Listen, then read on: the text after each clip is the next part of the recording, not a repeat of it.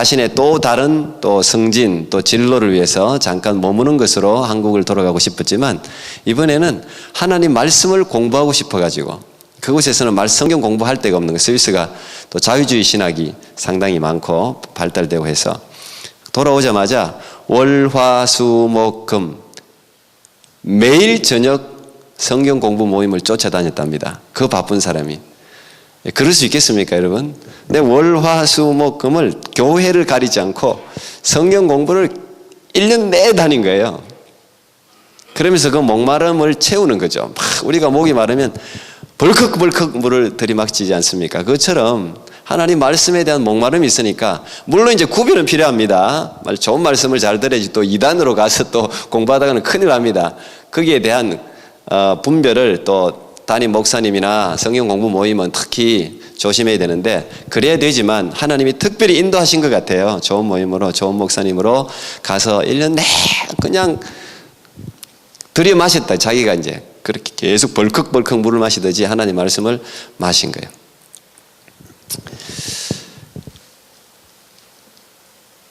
세상을 변화시킨 모든 사람들도 배부른 사람은 변화시키지 못한답니다.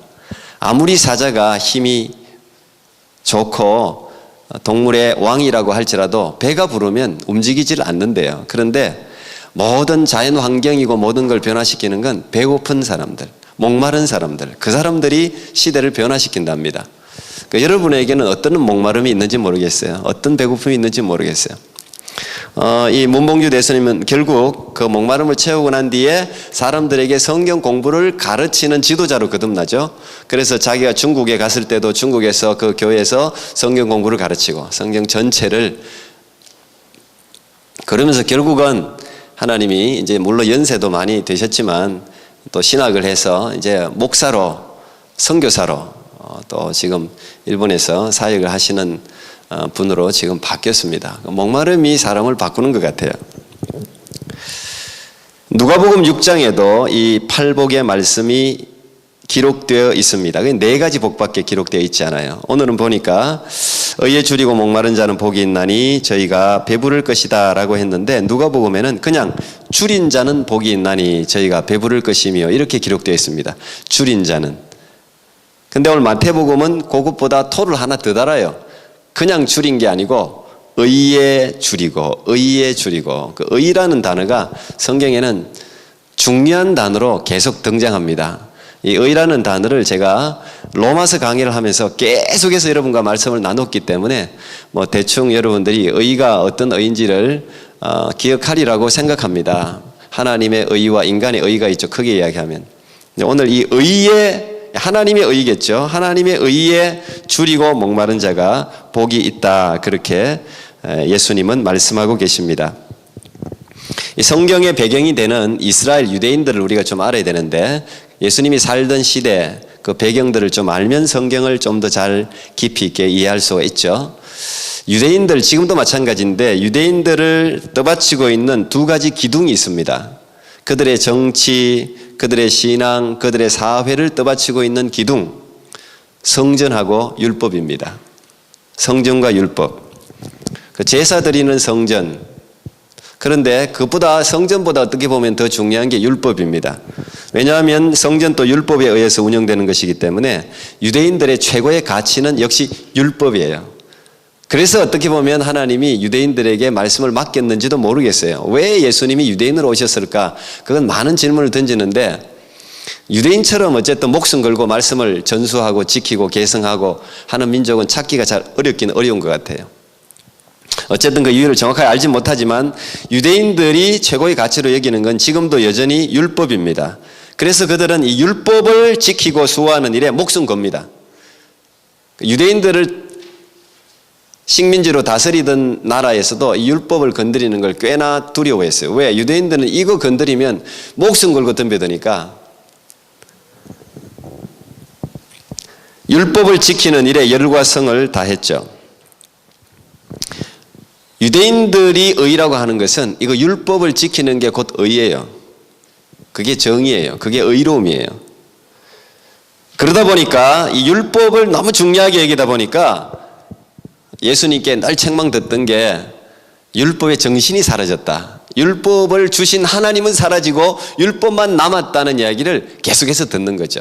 형식이 남고 바리새인, 사두개인 전부 외식하는 자유라고 구정을 듣는 게 우리보다 못해서가 아닙니다. 우리보다 훨씬 나아요. 말씀을 사랑하는 마음은 나은데 둘 다를 갖추라는 거죠. 예수님은 율법을 중요하게 생각하는 건 잘못된 게 아니에요. 너무 소중한 거예요. 우리 하나님 말씀을 소중하게 생각하는 건 너무 좋은 자세인데 이 하나님의 말씀을 주신 하나님을 잊어버리니까, 그 하나님의 마음을 자꾸 잊어버리니까 구정을 듣게 된 건데, 오늘 예수님께서 의라고 하는 것도 마찬가지입니다. 유대인들이 의라고 생각하는 건 율법 지키는 게 의예요. 정의예요. 근데 그 의를 이야기하는 게 아니라는 이야기예요. 유대인들은 이 율법을 지킴으로 자신의 의를 드러내는데 사용했어요. 하나님을 드러내는 게 아니고 바리새인들이 율법을 나는 잘 지킨다 그러면서 금식해도 그냥 시장터에서 금식하는 흉내를 내고 나는 10의 1조 콩도 이렇게 10개로 잘라서 나눈다, 하나님 율법을 지킨다는 걸 자꾸 드러내는 거라. 그러다 보니까 하나님이 드러나는 게 아니고 누가 드러나요? 자신의 의가 자꾸 드러나는 거예요. 예수님이 그걸 자꾸 지적하는 거예요. 그들이 두 개의 기둥으로 떠받치던 성전도 그래서 하나님이 돌 위에 돌 하나도 남기지 않고 다 무너뜨렸는지도 몰라요. 왜? 그걸 무너뜨려야 거기에 하나님이 들어갈 자리가 생기니까 하나님이 예루살렘 성을 완전히 그냥 황폐화시켜 버렸어요. 정말 우리가 가져야 될 성전은 보이지 않는 성전, 우리가 육체가 또 성전이라고 하나님 말씀하셨잖아요. 이 의가 뭘까? 의에 대해서 많은 사람들이 이야기하는데 그냥 통괄적으로 우리가 쉽게 이야기하려면 이렇게 생각하면 좋을 것 같아요. 의는 하나님과의 올바른 관계에서 나와요. 하나님이 의 그 자체예요. 예수 그리스도의 의를 우리가 받아들이는 걸 로마서에서는 의라고 제가 이야기했잖아요. 내 의가 아니고 예수님께서 이루신 그걸 내가 받아들이는 게 그게 의예요. 우리말 성경으로 보니까 오늘 이 6절 말씀을 복되도다 복되도다 의에 줄이고 목마른 사람들이여 그들에게 배부름이 있을 것이다. 배부를 것이다 아니면 만족할 것이다. 영어 성경은 한 10개 버전을 제가 다 찾아봤는데 두 가지로 딱 표현해요. 배부를 것이다 아니면 만족할 것이다. 두 개가 똑같은 이야기겠죠. 의에 줄이고 목마르면 하나님이 우리에게 배부름, 만족을 주신다는 거예요. 예수님께서도 내가 주는 물을 마시는 자는 영원히 목마르지 아니하리니 내가 주는 물은 그 속에서 영생하도록 솟아나는 샘물이 되리라. 요한복음 4장에서 그런 말씀을 하셨습니다. 제가 오늘 예수님의 말씀을 전하고 있는데 예수님께서 말씀하고자 하는 이 굶주림과 목마름은 어떤 것일까?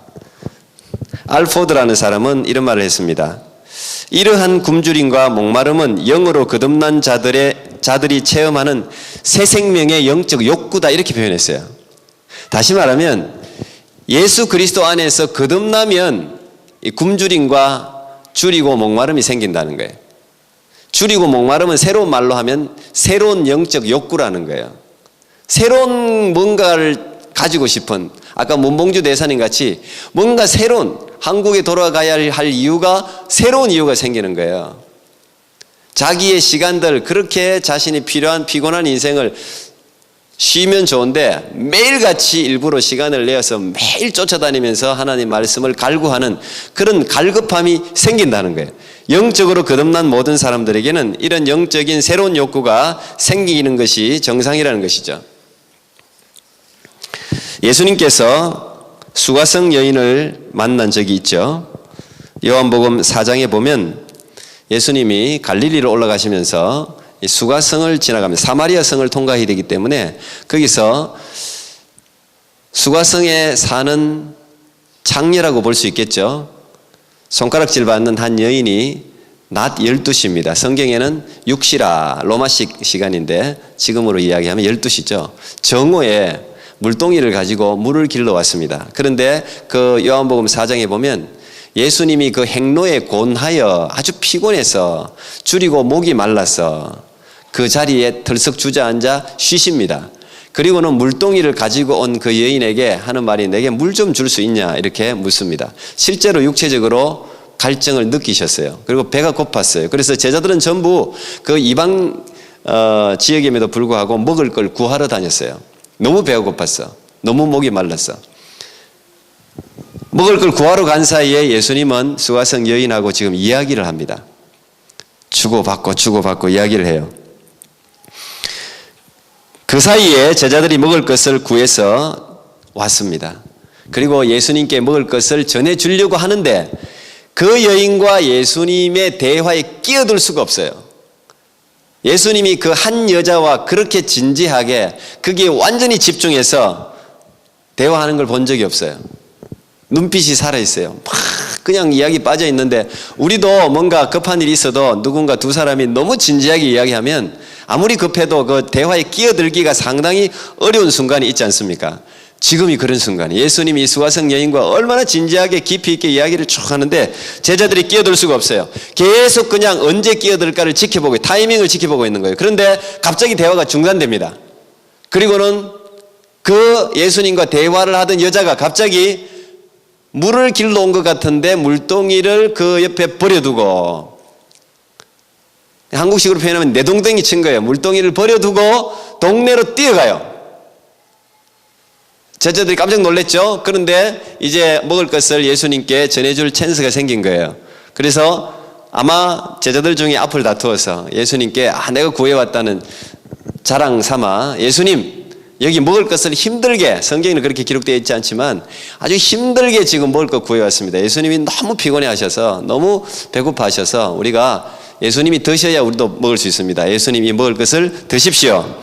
그렇게 흥분된 표정으로 먹을 것을 건네드렸습니다. 그때 예수님이 무슨 말씀하셨습니까? 요한복음 4장 32절 보니까 내게는 너희가 알지 못하는 먹을 양식이 있느니라 그랬습니다. 내게는 너희가 알지 못하는 먹을 양식이 있느니라 그랬어요. 그 이야기를 듣는 순간 제자들은 오해하죠. 아이고 우리가 너무 늦게 왔나 보다. 우리가 먹을 거 구하러 간 사이에 누군가 와서 예수님께 먹을 걸 드렸나 보다. 이렇게 오해했어요. 성경에 그렇게 기록되어 있어요. 그 제자들의 마음을 아시고 예수님이 내게는 너희가 알지 못하는 먹을 양식이 어떤 것인지에서 친절하게 설명하세요. 그게 4장 34절이에요. 나의 양식은 나를 보내신 이의 뜻을 행하며 그분의 일을 완성하는 것이다. 다른 번역에는 완성하는 것이다 이렇게 나와요. 내 양식은 나를 보내신 이의 뜻을 행하며 그분의 일을 완성하는 것이 양식이다. 다시 말하면 지금 나는 아버지께서 나를 보내신 뜻을 행했다. 그러므로 나는 지금 배가 부르다. 그 말이에요. 아버지의 뜻을 지금 나는 이 여인과 행했기 때문에 내가 너희들이 알지 못하는 양식으로 말미암아 오늘 예수님께서 말씀하신 것처럼 의에 줄이고 목마른 자는 복이 있나니 저희가 배부를 것이며 만족할 것이며 그 말이거든요. 여러분 먹는다고 해서 배부르는 거 아닌 거 아시죠? 아무리 먹어도 배가 고픈 사람이 있어요. 포만감이 느껴지지 않는 사람이. 그 병입니다. 그것도. 배는 자꾸 불러오는데 만족이 없는 거예요. 아무리 먹어도 음식을 먹는데 만족이 없어요. 희한하죠? 그 병입니다. 어떤 사람은 먹을 게 없는 가운데 아무것도 아닌 잔이지만 그냥 먹는데 만족이 있는 사람이 있어요. 그런데 오늘 예수님께서 의에 줄이고 목마른 자에게 주시는 양식을 먹으면 배부른다는 표현보다는 만족한다는 표현이 어떻게 보면 더 좋은 번역일 수도 있어요. 완전히 그냥 상태가 너무 만족한 거야. 너무 행복한 거예요. 말하자면 너무 기쁜 거예요. 예수님이 지금 그런 상태예요. 너무 기쁜 거예요. 배고픈 걸 육체적으로 배고픈 걸 잊어버렸어요. 육체적으로 목마름을 잊어버렸어요. 얘들아, 이런 양식이 있단다. 내게는 너희가 알지 못하는 양식이 있단다. 그 말은 너희에게도, 나를 따르는 너희에게도, 예수를 믿는 너희에게도 이런 양식이 있단다. 육에 육적으로 음식을 먹는다고 해서 배부르는 게 아니고 만족하는 인생이 아니라 하나님이 주시는 양식, 그걸 먹으면 세상 사람들은 야, 저 사람 먹을 거 저렇게 없고 저렇게 가난하고 궁색하게 산다고 말할지 몰라도 행복이 있다, 기쁨이 있다, 만족이 있다, 그런 양식이 있단다. 이걸 간접적으로 이야기하는 거 아니겠어요? 하나님의 양식을 먹는 자는 복된 자죠. 우리는 다 행복하기 위해서 사는 거잖아요. 근데 그 행복이 먹을 걸 많이 쌓아두고 입을 걸, 좋은 입을 걸 많이 입고 가질 걸 많이 가져야 행복하다고 생각하면서 우리는 그걸 쫓아서 살잖아요. 대부분 세상 사람들이. 실제로 그렇지 않다는 걸 우리가 조금씩 깨달아 가잖아요. 아, 그냥 아이들과 함께 행복하게 살기 위해서 자동차도 구입하고 뭘 다 했는데 아이들은 행복해 안 해. 돈을 아무리 아이들 주머니에 집어넣어줘도 아이들이 행복해 안 해요. 그럴 수 있어요. 돈으로 행복을 살 수는 없는 거예요. 근데 하나님은 이 기쁨을 우리에게 주신다는 거예요. 어떤 자에게? 의에 줄이고 목마른 자에게 하나님께서 이런 기쁨을 우리 가운데 가져다 주신다는 거죠. 다윗은 이걸 정말 몸으로 경험한 사람입니다. 이 의에 줄이고 목마른 자를 제가 이제 실제적으로 경험한 사람들을 자꾸 생각하다 보니까 성경에 이 구절들이 너무 많이 나와요. 특히 다윗 시편에 정말 많이 나와요. 다윗은 항상 목마른 사람이었어요. 항상 배고픈 사람이었어요. 항상 줄인 사람이었어요. 근데 육적인 목마름과 배고픔이 아니라 하나님에 대해서 갈급해하던 사람이었더라고요. 그러니까 하나님이 그걸 기뻐하신 거예요. 다윗은 내 마음에 합한 자라. 마음이 가난한 자도 우리가 하나님을 찾는 자였잖아요. 애통하는 자도 하나님의 의를 구하는 자고 다 지금 팔복이요 다 연결되어 있어요. 결국은 천국을 선물로 주고 하나님을 선물로 주는 것인데 이 하나님을 찾는 자에게 하나님이 주시는 건데 이 다윗이 시편 63편 오늘 본문과 그냥 가장 가깝다고 생각하는 제가 시편 63편이라고 생각하는데 다른 데도 많이 있습니다.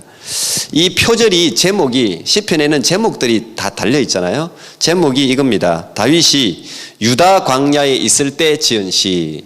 다시 말하면 다윗이 쫓겨다니고 가장 궁핍하고 가장 힘들고 가장 배고프고 가장 외롭고 그게 인간적으로 볼 때 그렇다는 가장 억울하고 장인한테 쫓겨가지고 그냥 정처 없이 얼마나 배고팠으면 제사장한테 가서 먹어서는 안 되는 거룩한 떡까지 구해서 먹잖아요. 얼마나 배고팠으면 제사장이 이걸 주잖아요. 근데 유다 광야에 있을 때 다윗이 이렇게 시를 지었습니다. 63편 1절 보니까 오 하나님이여, 이게 우리말 성경 번역입니다. 오 하나님이여, 주는 내 하나님이시니 내가 주를 간절하게 찾습니다. 물이 없어 메마르고 지친 땅에서 내 영혼이 주를 목말라 하며 내 육체가 주를 간절히 바랍니다. 내가 주를 성소에서 보았듯이 주의 능력과 주의 영광을 보려는 것입니다. 주의 인자하심이 생명보다 낫기에 내 입술이 주께 영광 돌릴 것입니다. 이렇게 내가 살아있는 동안 주를 찬양하고 주의 이름 때문에 내 손을 들어 올릴 것입니다. 내 영혼이 진수성찬으로 배부른 것 같고 기뻐하는 입술로 내 입이 주를 찬양할 것입니다. 내가 침대에서 주를 기억하고 밤에 보초를 쓰면서도 주를 생각합니다. 주는 내 도움이시니 내가 주의 날개 그늘에서 즐거워할 것입니다. 내 영혼이 주께 끝까지 매달리니 주의 오른손이 나를 붙드십니다. 아멘. 자, 다윗이 지금 여기 시편을 읽어보면 다윗의 상황이 그려지지 않습니까? 잠을 제대로 못 자요. 밤에 보초를 서면서 보초를 써야 돼. 계속 사울이 군사 막 정예군 3,000명까지 풀어가지고 지금 잡으러 다니잖아요. 잡히면 죽는 거죠. 그러니까 뭐 잠을 제대로 새우잠 자는 거죠. 먹을 게 어디 있습니까? 그 광야, 유다 광야 여러분 이 성지순례 가면 가보면 유다 광야는 그냥 사막이나 비슷해요. 그 광야에 다 돌이고 전부 먹을 게 없죠. 그런 광야 굴마다 몸을 숨길 곳에 그냥 요소. 근데 거기서 육체에 먹을 걸 구하지 않아요. 내 하나님이여, 내가 주를 간절하게 찾습니다. 내가 주를 간절하게 찾습니다. 그리고 뭐라 그럽니까? 내 영혼이 진수성찬으로 배부른 것 같고, 사실 육체는 배가 고픈데 진수성찬으로 다른 번역서에 보면 맛깔나는 음식으로 이렇게 번역을 해놨어요. 그런 음식으로 배부르단 말이에요. 내 영혼이 배부르단 말이에요. 그리고 내 입술은 주님을 찬양합니다. 내 입술은, 이 찬양은 그냥 나오지 않잖아요. 즐거워야 나오는 거 아닙니까? 노래가 즐겁다는 거예요. 여러분, 이거 어떻게 설명할 수 있겠어요? 세상 사람들 이거 어떻게 이해할 수 있겠어요? 그게 세상이 감당치 못하는 하나님의 사람 아니겠어요? 이런 즐거움, 이건 돈으로 살 수 없는 거예요. 하나님이 이 다윗을 10년 이상을 쫓겨다니면서도 다윗이 낙심하지 않고 자살하지 않고 오히려 더욱더 성군의 자질을 갖춘 것은 바로 이 목마름과 주님이 있었다는 거예요. 하나님에 대한 목마름, 하나님의 성전에 대한 목마름, 하나님의 인자하심과 자비하심에 대한 그 목마름. 내게는 하나님의 인자하심이 필요합니다. 하나님의 자비가 필요합니다. 하나님의 은혜가 필요합니다. 하나님이 필요합니다. 하나님의 위로가 필요합니다. 그거 얼마나 목마르겠어요. 누가 자기를 지금 뭐 오해하고 쫓겨다니는데 인정해 줄 사람도 없고, 하나님의 위로, 하나님의 인정, 하나님의 보호, 여기에 대한 간절한 목마름이 하나님을 찾게 하고 하나님이 거기에 은혜를 주는 거예요. 그게 평강을 주는 거예요. 기쁨을 주는 거예요. 소망을 주는 거예요. 오히려 배부른 거예요. 희한하게 오늘 예수님이 너희가 알지 못하는 양식이 내게 있다고 말하는 것처럼 다윗에게도 그런 양식이 있는 거예요. 그렇다고 여러분 또 육체적으로 뭐 몇십 일 동안 먹지 말고 시험하지 마세요. 그런 게 아니라 우리 이 세상을 살아가는 동안 세상에서 얻을 수 없는 하늘의 양식이 분명히 있다는 거예요. 시편 42편도 여러분 잘 아시죠? 오 하나님이여, 사슴이 시냇물을 찾기에 갈급한 같이 내 영혼이 주를 찾기에 갈급하나이다. 하나님은 언제나 갈급한 심령에게 마실 물을 주세요.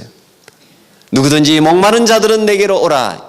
하나님이 이사야 55장에서뿐 아니라 요한복음 7장에서도 초청하지 않습니까? 누구든지 목마른 자들은 내게로 오라. 내가 주는 물을 먹는 자는 영원히 목마르지 않다. 오늘 이 수가성 여인이 이 물을 마신 거잖아요. 말씀을 듣는데, 예수님의 입에서 나오는 그 말씀을 듣는데 영원히 만족이 있는 거예요. 그러니까 그 육체에 마실 그 갈증은 사라져버렸어요. 언제 사라졌는지. 물동이를 던져두고 가서 동네 사람들에게 자기의 수치를 무릅쓰고 문을 두드리면서, 그 시간에는 다 문 닫아놓고 낮잠 자는 시간이에요. 여러분들 지금도 그렇잖아요. 더운 지방의 사람들은 다 낮에는 자요. 선교지 제가 선교하러 갔을 때도 지금 전도하러 가면 안 된다 그러더라고요. 왜? 지금 다 쉬는 시간이래. 그 사람들은 해가 좀 지고 서늘해지면 그때부터 움직인대요.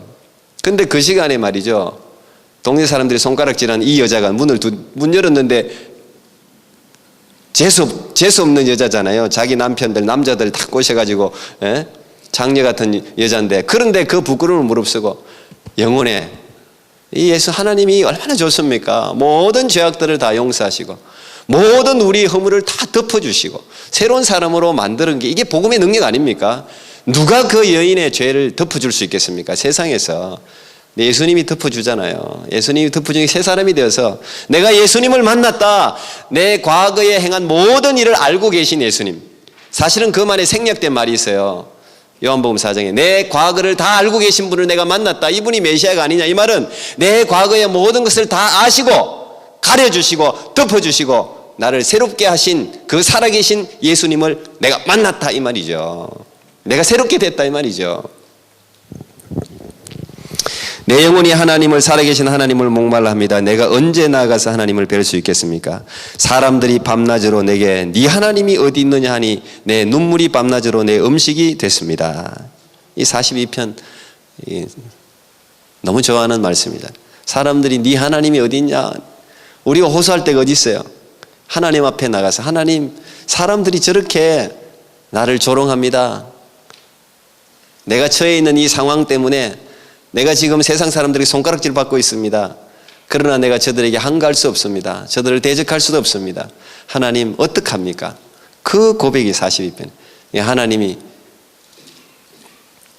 하나님께서 이 모든 간구와 부르짖음에 아름답게 응답하지 않습니까?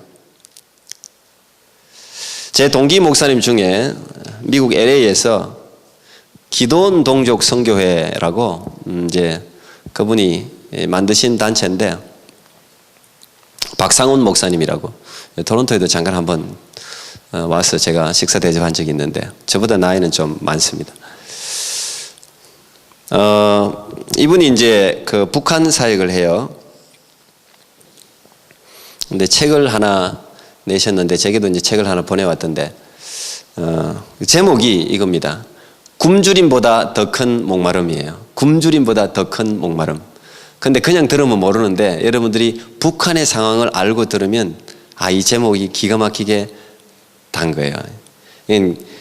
가상인물인데 김길남이라고 북한에서 예수님을 만나서 한 10년 이상 2012년에 결국 북한에 다시 넘어가다가 잡혀서 죽었습니다.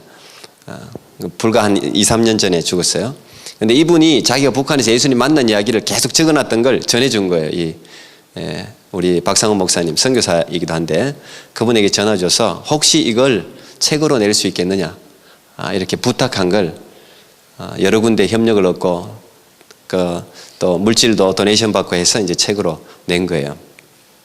읽어보실 분 있으면 제 지금 WCTC 책꽂이 꽂혀 있습니다. 한번 읽어보셔도 되는데 여기에 보니까 이분은 이 김길남이라는 이분은 북한 간부인데요. 북한 조선노동당 지방당 간부예요. 근데 이분이 1996년 3월에 이제 예수님을 만나고 믿기 시작하는데 이제 거기에서 이제 일어나는 수많은 일들을 쭉 기록해 놨는데 그 중에 한 중간쯤 나오는 이야기인데 예수님을 이제 알고 나니까 북한에서 예수 믿는다는 게 어렵잖아요. 특히 간부가 예수 믿는다는 게 상당히 어려운데 예수님을 일단 음성을 듣고 예수님을 만났는데 제대로 알려고 하니까 성경이 필요한 거예요. 여러분 책을 교재를 읽어야 되잖아요. 근데 북한에는 성경을 읽을 수도 없고 구할 수도 없잖아요. 그래서 꼭 비밀리에 우리가 북한 지하교회 이런 이야기 하는데 비밀리에 이렇게 한 30여 명이 자기가 일하는 거기에 같이 예수를 믿는 사람들이 있어요. 그래 그 중에 자기를 잘 따르는 형제한테 성경책 좀 한 권 구해올 수 있겠냐. 그러니까 그 형제 제가 한번 구해오겠습니다. 그리고 북한 위에 도망가 압록강 뭐 그쪽엔 중국으로 넘어가기가 쉽잖아요. 중국에서 성경책을 구해오겠다고 갔어요. 자기가 부탁을 해가지고. 그리고 형제가 중국에 가서 성경책 2권을 구해서 강을 넘어오다가 경비대에 붙들렸어요. 성경 2권을 가지고 경비대에 발각이 돼서 도망가다가 결국은 맞아서 거기서 그 자리에서 적사합니다. 근데 이분이 책에 그게 계속 걸리는 거예요. 자기 때문에 성경책 구하러 갔다가 그 형제가 질질 끌려가지고 피 묻은 자기가 그거 갔대요. 그 성경책은 못 구하고 형제만 죽은 거예요. 그래서 그게 너무 마음에 걸려서 우리가 이 성경책 이야기를 하다가 자기가 결국은 다른 분이 중국에서 성경책 한 권을 구해서 들어옵니다. 근데 성경 여러분이 읽는 이 성경 한 권을 구하기 위해 목숨을 걸어야 되는 나라가 아직도 있다는 걸 여러분 기억해야 됩니다. 이 성경이 이게 그렇게 귀한 겁니다. 근데 한 권을 어렵게 몰래 구해 왔어요. 근데 한 30명 정도가 있는데 이 성경을 하나님이 지혜를 줬는데 66권이니까 2권씩 쪼개자. 그래서 성경을 읽자. 어떻게 쪼개냐? 이걸 이제 칼로 이제 해야 되는데 이 하나님의 거룩한 말씀에 칼을 대기가 또 서로 막 이제 또 누가 손을 댈 거냐? 그래서 이분이 이 저자가 결국은 자기가 칼을 들고 성경을 2권씩 자릅니다. 그리고 막 나눠줬어요. 자기가 딱 받은 게 레위기하고 사무엘 상이에요. 레위기하고 사무엘. 그러니까 그 2권이 생명 같은 거예요. 30명이 쭉 2권씩 나눴는데 각자 뭘 받았냐면 그냥 나눴어. 잘라갖고. 자기가 레위기하고 사무엘상은 여러분 얼마나 자기 형제가 죽고 목숨 같은 성경인데 얼마나 열심히 읽었겠어요. 레위기를 쫙 하필 레위기 얼마나 어려운. 근데 레위기를 쫙 읽으면서 그래서 제가 자기 상황에 따라서 성경을 보고 느끼는 게 이렇게 틀리구나 하는 걸 제가 그 책 읽으면서 재밌는 생각을 했어요. 이분이 레위기를 쭉 읽는데 은혜를 받는 게 아니고 화만 자꾸 나더래. 북한에는 먹을 게 없는데 웬 짐승을 이렇게 많이 잡는 거야. 레위기는 계속 짐승 잡는 얘기예요. 이 짐승 고기 맛 한번 보려면 지금 평생에 맛 보기도 힘든데 계속 짐승 잡는 이야기예요. 그리고 성경을 읽어보니까 하라, 하지 말라 이 명령이 너무 많은 거예요. 그래서 자기가 북한 체제 꼭 어떻게 북한 당국이 하는 거하고 이렇게 똑같냐. 거기도 무조건 명령 하라, 하지 마라. 불순종하면 그냥 죽는 거 아니에요, 북한에도. 근데 성경도 보니까 그런 거예요. 하나님이 시키는 대로 안 하니까 죽는 거예요. 그러니까 갑자기 두려운 마음이 생기더래요. 오, 이게 하나님이 김정일이나만큼 무섭네. 성경을 또 그렇게 받아들이더라고요. 그런데 이분이 이 어렵게 구한 성경이니까 성경을 읽으면서 은혜를 받았는데 어쨌든 북한에서는 그냥 하라 그러면 해야 돼요. 그러니까 레위기를 읽으면서 마음속에 번제를 드려야 되는구나. 황소 한 마리를 드려야 돼. 황소는 제사장이 드리는 거잖아요. 우리 레위기 배우신 분도 알지만. 근데 거기 황소가 그 작업 북한에는 여러분 알다시피 냉장고가 없지 않습니다. 냉장고 있죠. 엘리베이터가 있습니다. 그런데 못 돌리죠. 왜? 돌릴 전기가 없어요. 똑같아요. 그것도 다 농사를 짓는 작업반장, 이분이 작업반장인데 농사를 짓는데 농기계는 있어요. 그런데 기름이 없어요. 그러니까 전부 다 북한에는 다 그냥 전시용이나 비슷해. 전기도 없지, 기름도 그렇게 그래서 소 한 마리가 사람 100명 이상이랍니다. 굉장히 귀하답니다. 물론 다 골골한 소지만. 그래서 그런 소가 딱 2마리 있는데 그걸로 딴 걸 작업을 다 하는 거예요. 그런데 이 소를 잡아가지고 드려야 된다. 이 마음이 있으니까 이거 미치겠는 거예요. 이걸 어떻게 하지? 자꾸 마음이, 우리가 하나님 주신 마음은 안 떠나잖아요. 왜 자꾸 마음에 자꾸 그런 마음이 자꾸 있으니까 저 소를 어떻게 드리나. 그러다가 한 30명 예수 믿는 사람, 작업반이 그래도 다 어떻게 전도를 해가지고 예수님을 아는 사람들이. 그래서 한번 의논을 해봤대요. 소를 이렇게 내가 좀 하나님께 드리고 싶다고 하니까 의외로 다 찬성하는 거예요.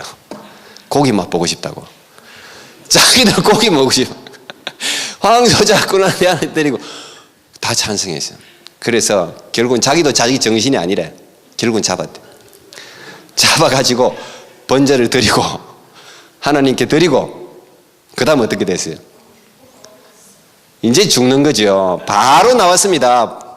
전부 다 저는 다 잡혔어요. 재판 하루 만에 끝났대요. 북한의 황소라는 게 얼마나 귀한데 이놈들이 전부 거기 또 황소 잡아먹다가 또 들어온 감옥에 사람들이 동료들이 있다네. 또 그렇게 그런 사람이 있나 봐요. 황소가 얼마나 고기를 얼마나 먹고 싶은지 그거 먹으면 안 되는데 재산인데 먹어가지고 감방에 들어온 사람들이 있대요. 그 자기들도 재판이 딱 바로 그냥 두드려 맞고 전부 30명이 다 잡혔어요. 그래서 곧 사형된대요. 사형이래, 사형. 그래서 자기가 이제 그 감옥소에서 하나님 내가 그 말씀대로 한다고 지금 황소를 잡았는데 내가 그래도 용기 있게 했는데 내가 이렇게 아무런 가치 없이 죽었어야 되겠습니까? 나 죽는 거는 괜찮은데 자기가 자기를 드리는 마음으로 잡았대요. 나를 잡아서 하나님께 드릴 수 없으니까. 그런데 동료 30명은 구해달라고. 그 사람들 얼마나 억울하냐고. 그래서 하나님께 불만도 하고 불평도 하고 부르짖고 감옥에서 막 그랬대요. 다른 사람은 소 잡아먹다가 또 잡혀온 사람은 너는 영웅이야. 동료 30명에 고기를 먹였잖아. 그러면서 박수를 치네. 같이 그 사람. 다 사형을 앞두고 있는 사람들이. 그러니까 자기도 이제 죽는 거는 자기는 이미 목숨을 걸었는데 너무 하나님이 하는 일이 마음에 안 드는 거예요. 30명은 그래도 살려줘야지. 기도를 했는데요. 어떻게 됐겠어요? 너는 네가 믿는 하나님한테 기도해봐라. 너는 해봤자 살아날 방안이 없다. 넌 무조건 사형이라고 했는데 어느 날 오더니 너 석방이래. 자기가 응답은 받았어요. 하나님이 내가 이 전 세계를 움직여서라도 너를 구해내겠다. 이런 응답을 받았는데 무슨 하나님이 전 세계를 움직이는 뭘 움직여. 이렇게 했는데 자기가 석방된 이유가 재미있어요. 그 해가 광우병 파동이 있을 때예요. 광우병 파동이 있을 때인데 이 자기하고 친한 아주 그래도 자기를 잘 봐주는 사람이 이 잡혀간 걸 이 서류를 이렇게 꾸민 거예요. 이 사람이 이제 도장을 찍어야 되는데 이 사람이 그 수의사인가 하여튼 그런데 이 사람이 도장 찍어야 되는데 이 사람이 그 전 세계적으로 광우병이 딱 돈해기 때문에 이 소는 내가 조사해 보니까 광우병이 걸린 소였다. 죽이지 않으면 다른 짐승까지 전부 죽일 수 있었기 때문에 오히려 죽인 게 잘 된 거다라는 도장을 찍어 서류를 꾸며놓은 거예요. 그래서 그 서류가 이 북한 당국에서 보면서 광우병 걸린 손은 죽여야 되잖아요. 그러니까 자기가 풀려난 거예요. 그래서 거기에 책에 고백하기를 하나님이 진짜 전 세계를 자기를 살리기 위해서 움직였구나. 광우병 파동이 나게 해가지고. 근데 정말 감사한 건 30명이 한 명도 안 죽고 다 풀려났어요. 그 중에는 물론 외국으로 도망간 사람도 있고.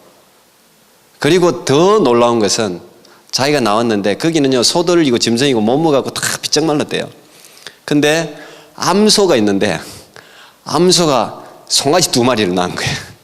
송아지 2마리를 낳고 그 해에 대풍이 든 거예요. 농사도 그 해에. 하나님이 자기가 그 드린 그 번제를 하나님이 받았다. 그 깨달음을 하나님이 주신 거죠. 그리고 이 사람이 그 이후로 한 10년 정도를 중국하고 왔다 갔다 하면서 전도를 합니다.